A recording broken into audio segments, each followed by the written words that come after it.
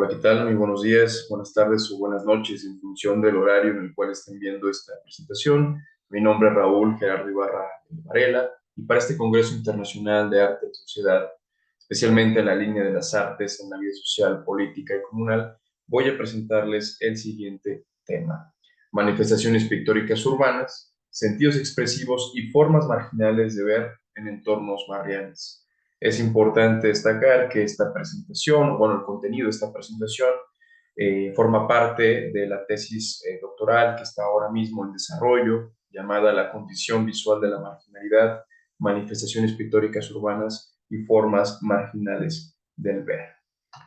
Bien, seguimos pues adelante y para comenzar con esta presentación me parece interesante este, seguir contribuyendo a la discusión sobre las manifestaciones pictóricas en el espacio urbano, ¿no? Una discusión que en los últimos años se ha centrado en dos perspectivas dominantes, que una tiene que ver con el proceso de artistificación, la cuestión de la legitimación institucional, sea desde los museos, las galerías, los gobiernos, estas ciertas ubicaciones en espacios de privilegio o proyectos urbanos, ¿no? Que a su vez contienen o presentan discursos oficialistas desde la historia y la cultura, y que en general podríamos decir que gozan de una condición de aceptación en el grueso de la población. Un ejemplo de ello son esta imagen que tenemos en la parte inferior izquierda, proyectos de arte urbano que incorporan las instituciones para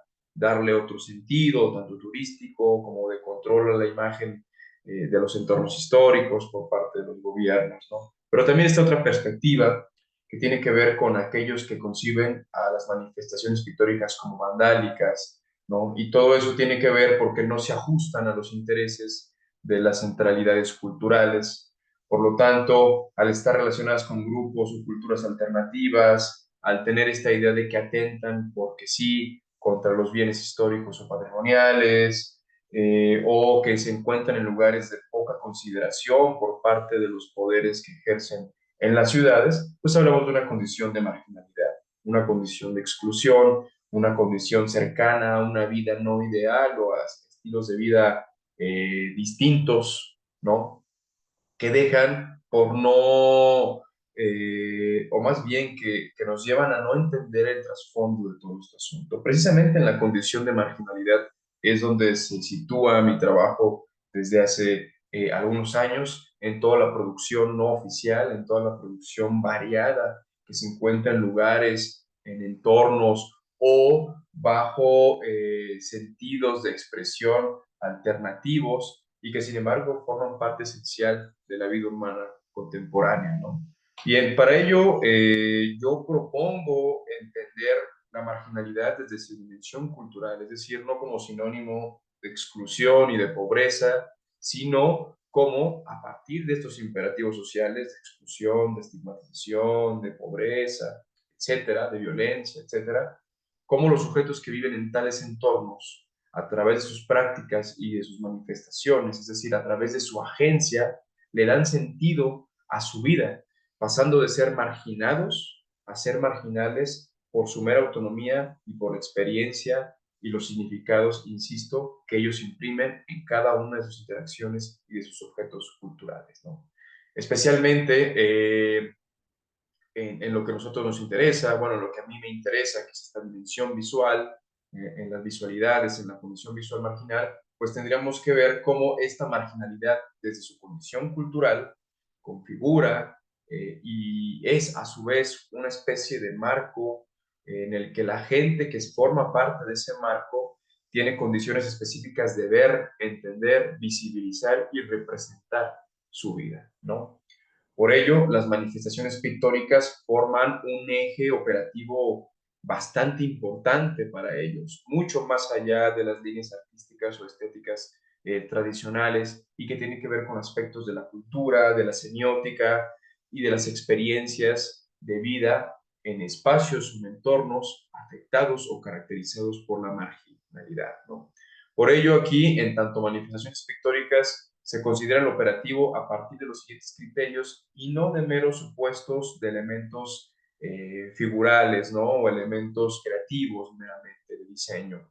Entonces, es importante preguntarnos por qué surgen, cómo surgen y dónde surgen para conocer estos sentidos expresivos en las manifestaciones pictóricas urbanas, ¿no? Que depositan todos aquellos agentes, todos aquellos individuos que conforman la marginalidad.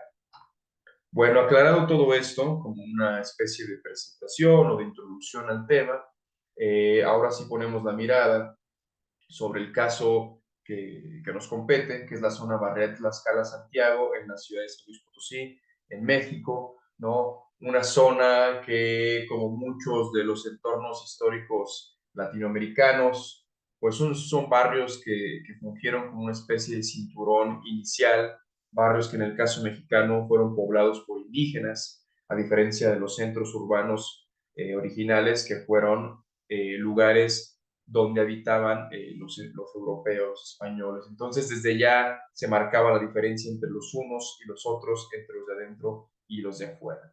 Desde una perspectiva de los estudios culturales, a este tipo de espacios, Raymond Williams los denomina como espacios residuales, es decir, espacios con bases culturales e históricas importantes, porque al final surgieron a la par de los centros hegemónicos, por así decirlo, de los centros fundacionales, pero que siempre fue una oposición y alternativa, siempre tuvieron otra perspectiva de ver la vida a partir de ser los otros. Por lo tanto, fueron las primeras periferias, pero hoy en día son periferias históricas o periferias interiores, evidentemente ante el crecimiento acelerado de las ciudades, sobre todo las latinoamericanas, particularmente las mexicanas, ¿no?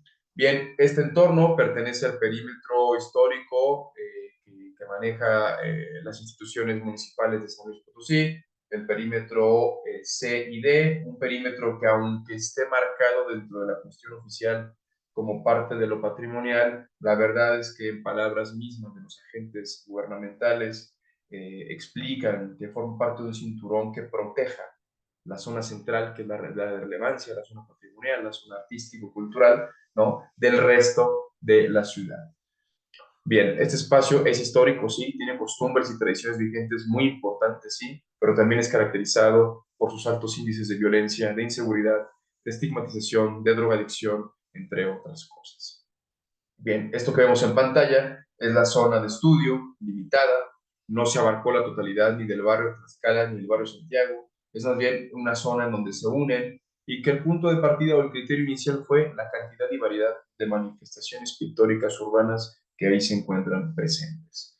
Bien, siguiendo con las características marginales, este tipo de lugares goza de una percepción negativa por parte de la sociedad potosina en general, ¿no? Incluso de decadencia y de temor por la alta cantidad de grupos pandilleriles que tienen que ver con los delitos, con la violencia y con la venta de drogas, claro, que también tiene que ver con una condición socioeconómica de precariedad que se puede ver en su espacio público, pero que no deja de formar una cultura popular, una cultura flexible, multirelacional, que dota de sentido toda su dimensión cultural popular, ¿no? Que se sustenta en el arraigo, en la experiencia y en la pasión y que sabe perfectamente codificar todos estos sentidos a través de múltiples manifestaciones, como lo vemos en pantalla, aunque en este caso nos enfocamos en aquellas de índole pictórico.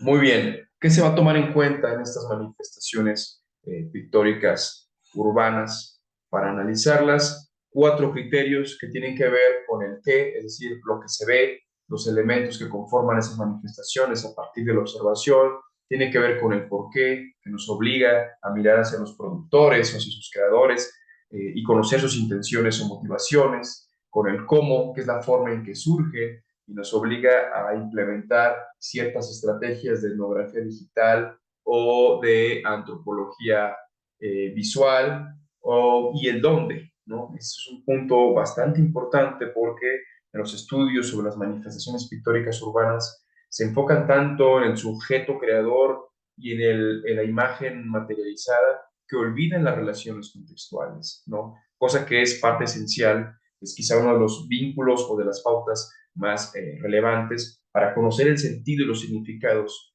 en los cuales se manejan este tipo de expresiones urbanas. Muy bien, basándonos en el criterio cero, que son los tipos de manifestaciones pictóricas urbanas, propongo partir de sus cualidades comunicativas, sobre la codificación abierta y la codificación cerrada. Es decir, eh, hacer un paso previo antes de los estilos, de las tipologías y de las variedades estilísticas como tal, ¿no? Y verlo en tanto cómo se produce o cómo aparece en el espacio público. Las de codificación abierta son todas aquellas que reconocemos de manera cotidiana como murales, ¿no? Que aunque no entendamos el mensaje de fondo, reconocemos los elementos presentes porque son familiares, son bastante similares y se nos asemejan a mucho de cómo entendemos la visión en el mundo en general, ¿no? Por otra parte están los de codificación cerrada, que tienen como una condición mucho más críptica y que va enfocada al manejo o a estos códigos, digamos, pues sí, códigos manejados o códigos planeados de una manera mucho más particular, que solo puedan ser entendidos por los grupos que la producen o los grupos que forman parte de estas mismas subculturas, ¿no?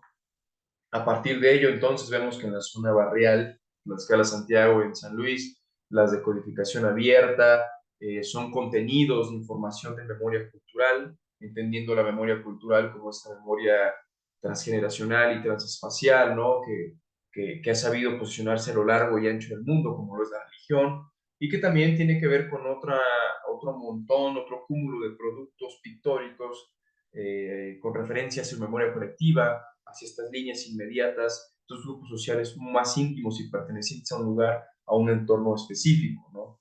Quienes producen este tipo de manifestaciones son los grupos religiosos, los habitantes en general y los grupos pandilleriles, todos desde la representación, algunos de ídolos, otros de personajes de relevancia, como vemos en este caso, y otros tanto de representación de sujetos fallecidos, ¿no? Sea como sea, lo importante algo de lo relevante, lo que llama la atención, es la variedad de grupos productores, no necesariamente artistas y no necesariamente ligados a aspectos académicos del arte, de la creatividad o del diseño. Muy bien. En el segundo criterio, todos los tipos de manifestaciones pictóricas, independientemente del grupo productor, obedecen a las siguientes características. Una lógica de consenso que no quiere decir que sea de una aceptación total, pero sí de un reconocimiento del papel que cumplen los grupos que producen este tipo de manifestaciones, sean buenos o malos, ¿no? En la vida social del barrio, ¿no? Se reconoce el barrio como pandilleril entre sus habitantes, se reconoce el barrio como religioso entre sus habitantes y se reconoce esta zona barrial como prácticas culturales y deportivas como la lucha libre o la cumbia como parte esencial de su vida, ¿no? Lo que interesa aquí es que el tiempo de elaboración y la libertad de creación nos hace ver que quienes producen este tipo de manifestaciones son grupos dominantes. Grupos dominantes no hay que confundirlos con los grupos opresores, sino grupos de mayor fuerza, como se comentó hace unos segundos, ¿no? Lo importante es ver la variedad de grupos dominantes que le dan sentido al barrio. Quizá pueda entenderse como que quizá no son tan dominantes, como que a lo mejor no hay o no debería denominarse de esa manera. No obstante, la libertad expresiva regularmente se refiere a la fuerza de estos grupos y por lo tanto hablamos que en la vida barrial o en el contexto barrial hay una cantidad interesante de grupos que gozan de ese dominio para expresarse como ellos consideren necesario. Bien, los lugares en los cuales se encuentran este tipo de manifestaciones, primero en cuanto a soporte son muros en buen estado, no en lo general con tamaños importantes que nos hablan de la lógica de consenso, que de pronto se negocian, de pronto se ofrecen, y están todos los que participan en un ideal similar para que se pueda ejecutar ese producto pictórico sin mayor problema, ¿no? Lo vemos en el primer caso, esta imagen, la de la izquierda, joven que falleció y que se le conmemoró con una representación mucho más estetizada de la Santa Muerte, ¿no? Pero siempre con referencia al barrio, en una zona de mucha interacción, de flujo peatonal y flujo vehicular. Y vemos la siguiente también, con una de las múltiples manifestaciones pictóricas sobre la Virgen de los Dolores, una tradición constante dentro del barrio de Tlaxcala y Santiago que se celebra cada año, ¿no? Son lugares simbólicos, son lugares de relevancia donde suelen aparecer este tipo de manifestaciones.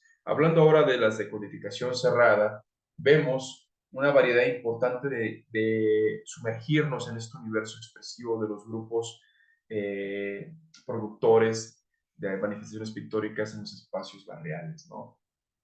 Se identifican al menos tres grupos clave: los grupos pandilleriles, los cuales sus manifestaciones son marcas territoriales con una función comunicativa de advertencia que se codifica en clave a través de números y letras que tienen que ver con lo que la pandilla o cómo la pandilla se denomina o se hace entender, ¿no?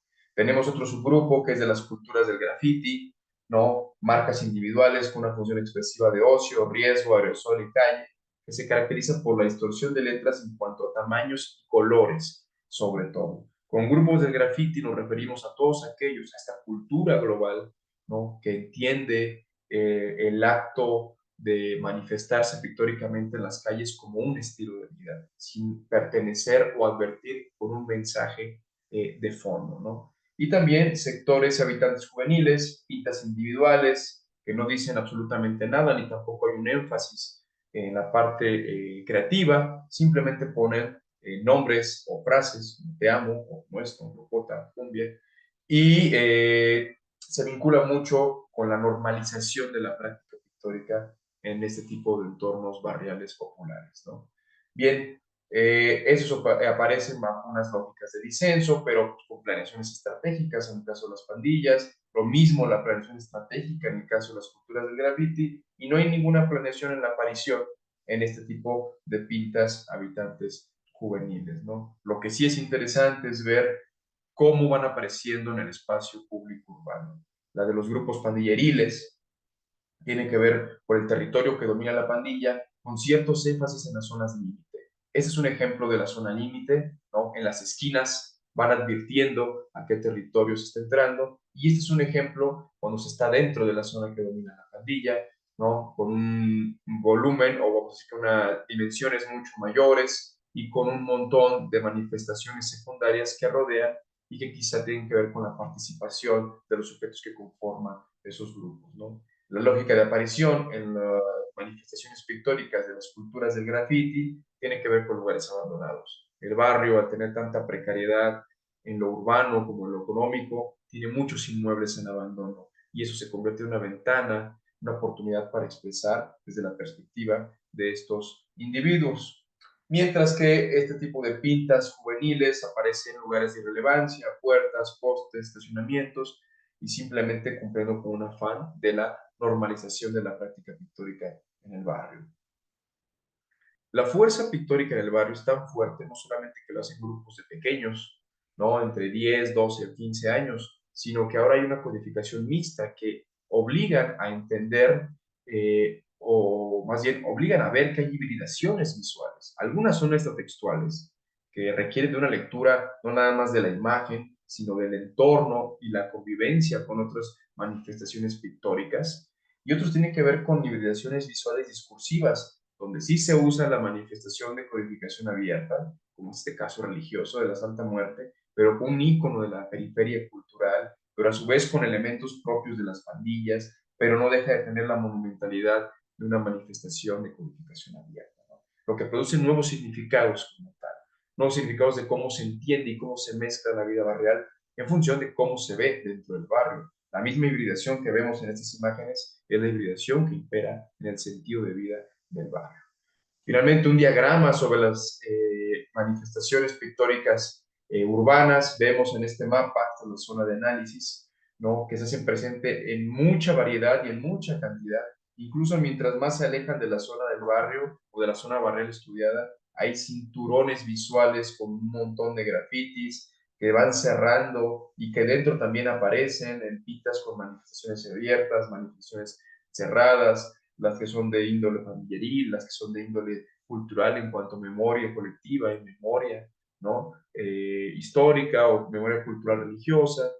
Entonces, no hay un orden ni hay patrones, lo que destaca es la variedad y cantidad, lo que nos hace pensar que la lógica visual del barrio, para concluir, tiene que ver con mostrar el ver. No son zonas en disputas, no son zonas de visibilizaciones, son zonas de libertad expresiva, de cierta democratización que opera visualmente para hacernos ver los múltiples sentidos de vida y las múltiples formas de ver dentro del barrio, ¿no? Se codifican estos sentidos expresivos en función de los imperativos sociales, claro, la violencia, la drogadicción, los grupos pandilleriles y lo que producen, y así con cada uno de los grupos productores, ¿no?